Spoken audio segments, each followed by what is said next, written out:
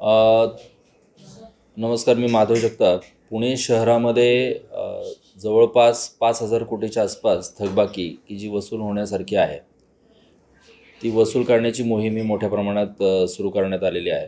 आणि यामध्ये जवळपास आत्तापर्यंत 1983 कोटी एवढी वसूल हा आता शहरामध्ये झालेला आहे.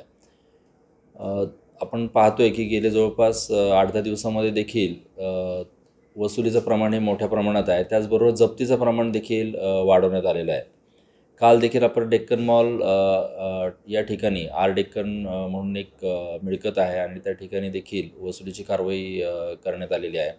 या अनुषंगाने त्यांचा 3,77,00,000चा जो काही कर आहे तो भरला न गेल्यामुळे ती मिळकत ही सील करण्यात आलेली आहे.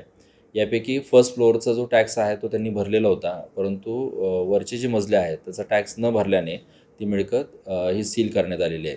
अशाच शहरामध्ये मोठ्या प्रमाणात मिळकती सील करण्याची कारवाई ही करण्यात आलेली आहे. सर ही डेक्कन डेक्कनमध्ये जी सील करण्यात आलेली प्रॉपर्टी ही SNS commercial premises private limited या कंपनीची ती मिळकत आहे.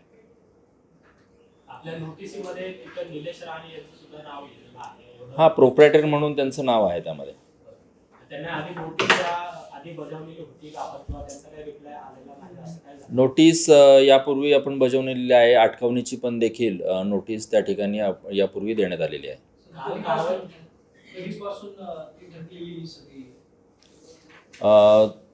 साधारण 3 वर्षापासून ही रक्कम थकीत आहे आणि त्या अनुषंगाने ती जप्तीची कारवाई करण्यात आलेली आहे.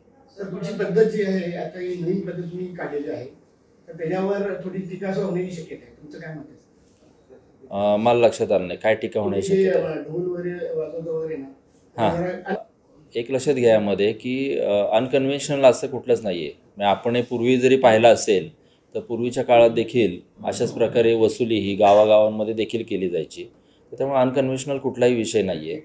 हा पूर्ण नागरिकांशी रिलेटेड आहे तो.